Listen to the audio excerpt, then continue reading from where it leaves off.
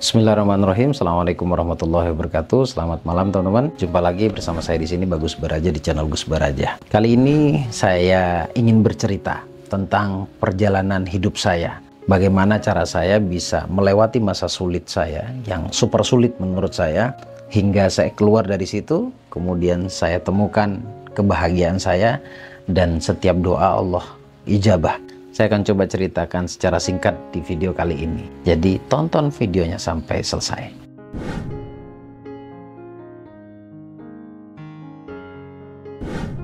Baik teman-teman, sebelum kita lanjut sharingnya atau cerita yang ingin saya sampaikan ke Anda, ada dua hal yang ingin saya sampaikan. Yang pertama, ajakan saya agar Anda bisa ikut bergabung di seminar online yang saya adakan, kajian rutin setiap hari Kamis malam Jumat. Dan kali ini, tepatnya nanti tanggal 30 November ya, kajiannya membahas tentang rahasia keajaiban doa. Ya, kita akan kupas semuanya, bagaimana agar doa mudah diijabah oleh Allah dan apa saja kiat-kiat yang harus dilakukan, apa saja rahasianya. Saya akan kupas di seminar yang saya adakan tanggal 30 November nanti, jadi segera daftarkan diri kamu.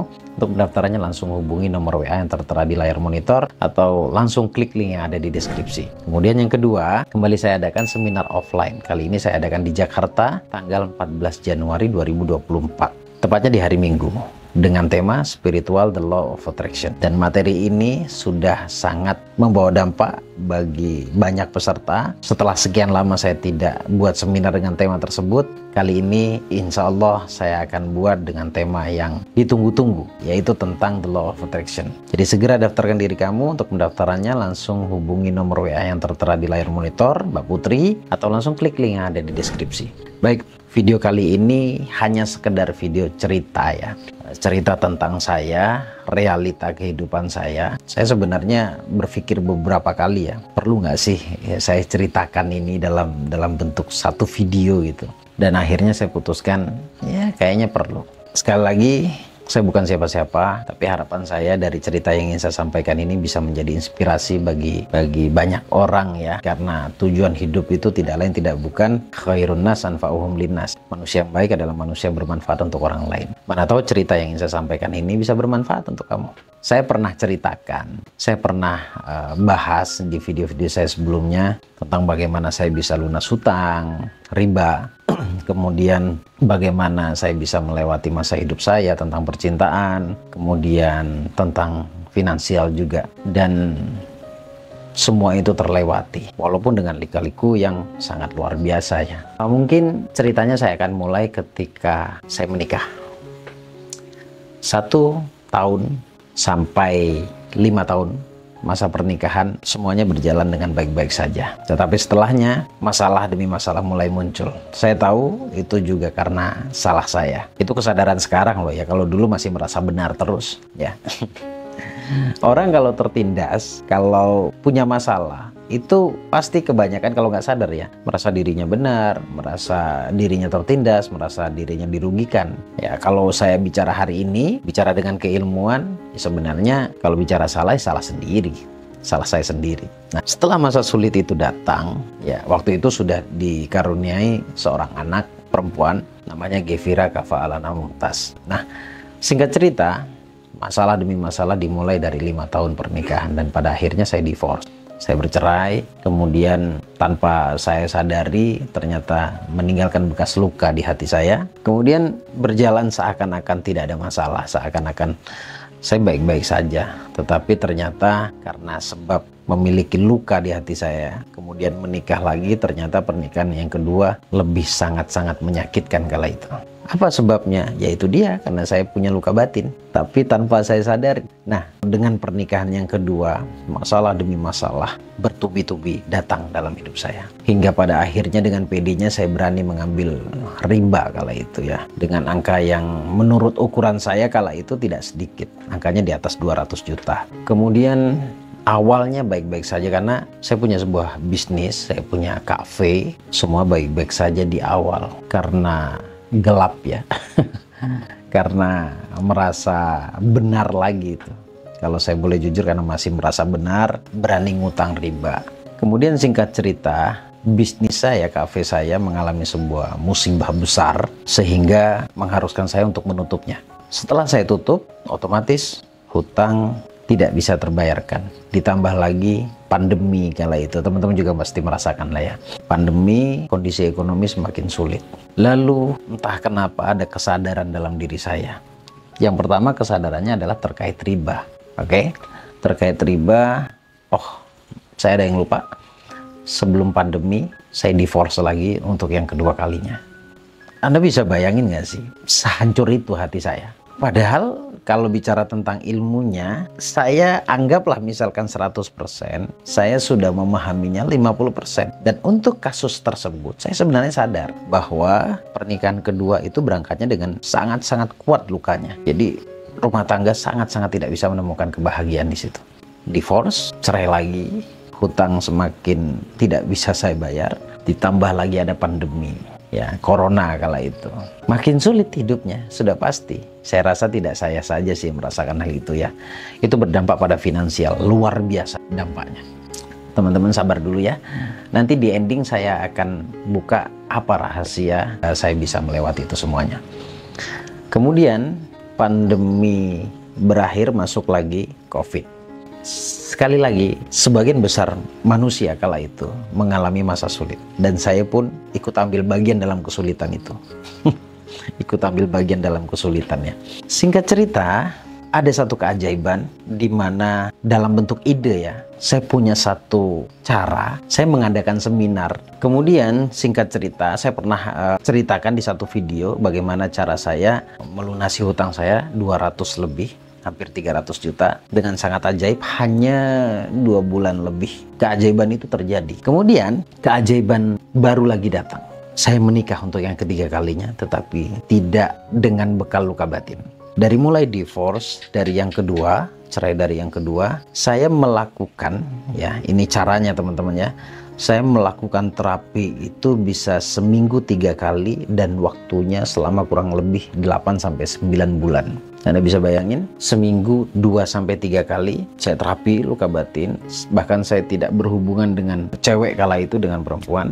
Saya ingin memastikan saya hanya ingin berhubungan ketika luka batin saya benar-benar beres.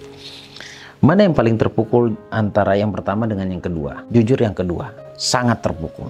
Jadi saya healing ekstra di situ, penyembuhan ekstra di sana. Jadi selama 8-9 bulan, dalam 1 minggunya saya bisa sampai 2-3 kali terapi luka batin. Hingga pada akhirnya setiap hari, setiap kali terapi ya, saya selalu bereksperimen. Eksperimennya adalah saya membayangkan masa-masa terpahit saya. Satu kondisi yang sangat memukul batin saya. Dan ketika mengingatnya luar biasa, perasaan kayak mau pecah aja dada ini ya. Tetapi seiring berjalannya waktu, ya 8-9 bulan itu, lama-kelamaan saya sadar bahwa ketika saya mengingat satu perkara tersebut, nggak berasa apa-apa. Benci, enggak. Marah, tidak pula. Sedih, apalagi. Saya menganggapnya, luka batin saya beres ini. Saya coba lagi ingat-ingat satu kejadian, tidak lagi meninggalkan bekas rasa. Beda dengan pertama kali, kedua kali, ketiga kali. 2-3 bulan pertama ketika terapi itu benar-benar baru nginget saja udah ngerasa marah banget. Ya, ngerasa dirugikan gitu. Nah, akhirnya 9 bulan berlalu, muncullah satu pemikiran dalam pikiran saya bahwa ini hanya perkara menciptakan kebahagiaan aja sih. Ya, saya ingin menciptakan kebahagiaan versi saya, kemudian mantan pasangan saya juga ingin menciptakan kebahagiaan versi dia. Nah, sayangnya kebahagiaan kita berbeda, ya. Cara kita ingin menciptakan kebahagiaan kita masing-masing dari kita itu berbeda. Sehingga ya udah, jalan masing-masing. Nah, singkat cerita, 9 bulan berlalu, terapi saya merasa saya baik-baik saja. Akhirnya Allah pertemukan dengan satu perempuan lagi yang hari ini jadi istri saya dan memberikan saya satu anak, namanya Zen Vernas Baraja Arizona. Semua berjalan baik-baik saja, pernikahan baik-baik saja, dan bahkan ketika menikah dengan istri yang sekarang, hampir semua doa itu terjawab. Doa yang dulu itu terjawab sekarang, yang dulu belum terjawab, terjawab sekarang. Allah berikan semua yang pernah saya panjatkan kepada Allah. Bagaimana caranya itu? Tadi saya sebenarnya sudah kasih clue. beres dulu dari luka batin. Ya, beres dulu dari luka batin, kemudian bijaksana dalam sebuah keputusan. Karena saya pernah sampaikan ke banyaknya peserta di kelas yang saya adakan, bahkan di seminar juga saya pernah sampaikan, dan di video YouTube juga saya pernah sampaikan, bahwa bahagia itu adalah sebuah sudut pandang, dimana ketika kita mengalami satu hal yang negatif, itu kita melihatnya bukan dari sudut pandang yang negatif, tetapi kita melihatnya dari sudut pandang yang positif. Contoh, tadi ketika perceraian yang kedua tadi, tiba-tiba di pikiran saya berkesimpulan ini hanya perkara ingin menciptakan kebahagiaan satu sama lain, dan sayangnya kebahagiaannya tidak sama, dimana akhirnya hubungan tidak bisa dipertahankan. Bahagia itu sudut pandang, bahagia itu bukan jingkrak-jingkrak, seneng-seneng, itu bukan. Bahagia adalah sudut pandang, cara kita menilai sebuah perkara. Kalau kita mengalami hal negatif lalu kita bijaksana ya, lalu kita melihatnya dari sudut pandang yang positif, maka sejatinya kita termasuk tipe-tipe orang yang bahagia. Dan luka batin beres, pola pandang atau sudut pandangnya makin dewasa, kemudian berilmunya juga makin bijaksana, sampai saat sekarang semua doa diijabah oleh Allah. Dan sangat sensitif, yaitu dengan syukur ya. Saya bersyukur, hidup saya dulu seperti itu, saya sangat bersyukur. Sangat banget bersyukur. Bahkan saya itu bersyukur bisa cerai.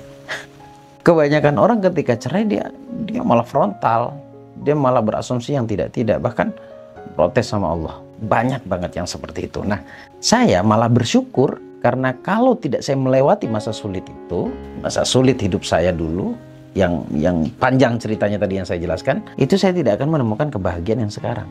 Paham maksud saya ya? Jadi saya tidak akan bisa hidup seperti sekarang kalau saya tidak melewati masa hidup saya yang dulu. Jadi masa hidup saya yang dulu itu bagi saya adalah sebuah proses menuju apa? Menuju hadiah terindahnya Allah. Sekarang punya rumah tangga dengan baik, kemudian dianugerahi seorang anak pula oleh Allah, dan dianugerahi secara finansial juga luar biasa karena melewati dua hal tadi. Yang pertama adalah beres luka batin, yang kedua bijaksana dalam hidup, tidak mengedepankan prasangka buruk, tidak mengedepankan keputusan buruk. Hanya sesimpel itu, ya sesimpel itu. Tetapi tadi kan ada yang saya lakukan selama 9 bulan, hampir 1 minggunya 2-3 kali saya terapi luka batin.